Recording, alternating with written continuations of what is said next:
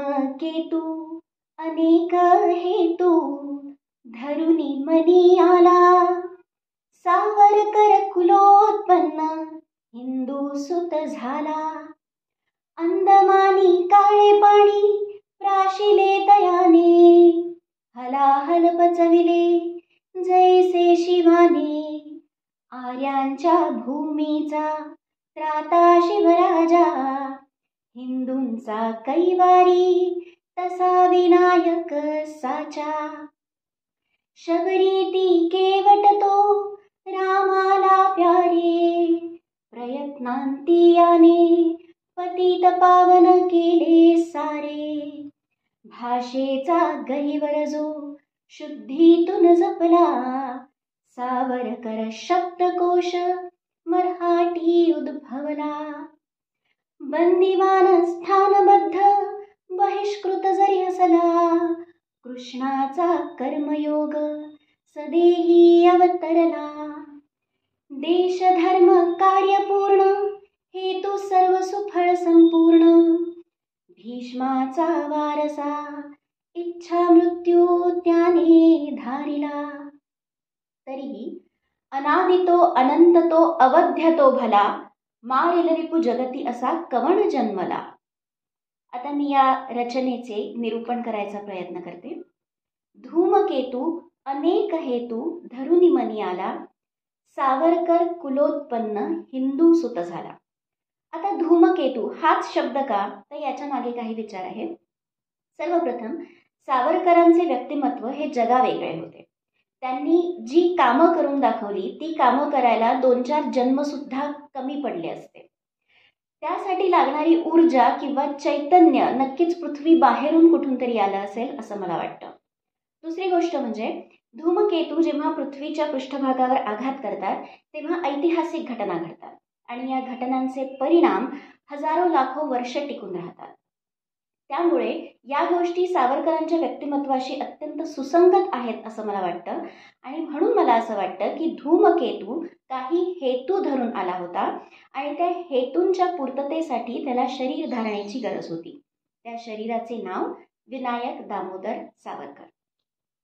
अंदमानी काळे पाणी प्राशिले तयाने, हलाहल पचविले जैसे शिवाने. शिवशंकरांनी जेव्हा विषप्राशन केले तेव्हा सृष्टीचे कल्याण हे त्याच्या मनात होते. सावरकरांना जी अंदमानाची शिक्षा झाली ती एखाद्या हलाहलाप्रमाणेच होती, एखाद्या जालिम विषाप्रमाणे होती. त्यांनी ते विष पचवले भारतभूमीच्या कल्याणासाठी आणि ते विष पचवून बाहेर पडले पुढची कामं करण्यासाठी. आर्यांच्या भूमीचा त्राता शिवराजा, हिंदूंचा कैवारी तसा विनायक साचा. शिवराजांच्या धर्मसंरक्षणाच्या कामाचा पुढचा भाग सावरकरांनी पूर्ण केला.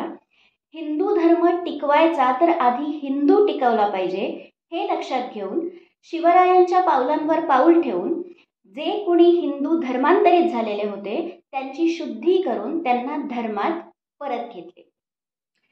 शबरीती केवट तो रामाला प्यारे, प्रयत्नांती त्याने पतित पावन केले सारे.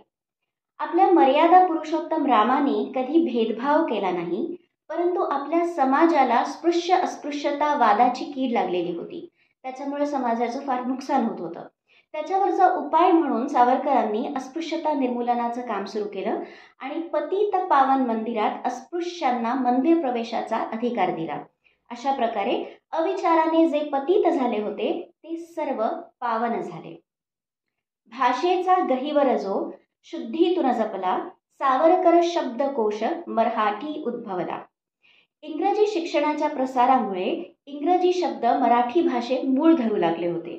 यामुळे मराठी भाषा लोप पावू शकली असती.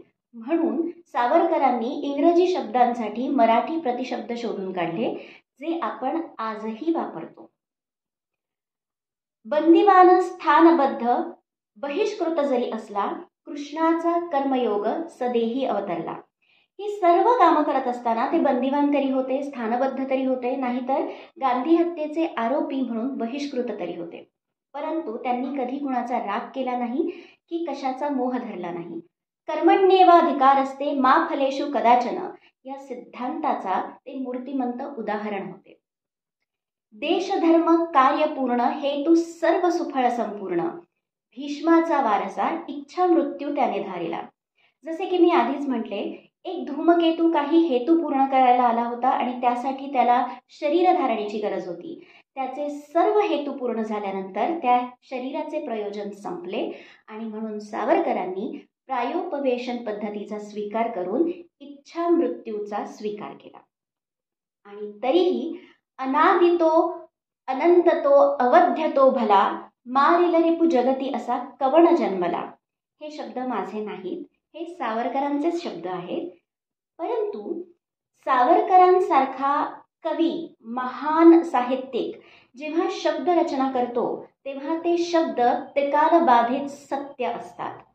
म्हणूनच इतक्या वर्षांनंतरही सावरकरी विचारांना कोणी संपवू शकलेलं नाही आणि कोणी संपवू शकेल असा शत्रू अजून जन्मालाही आलेला नाही. धन्यवाद.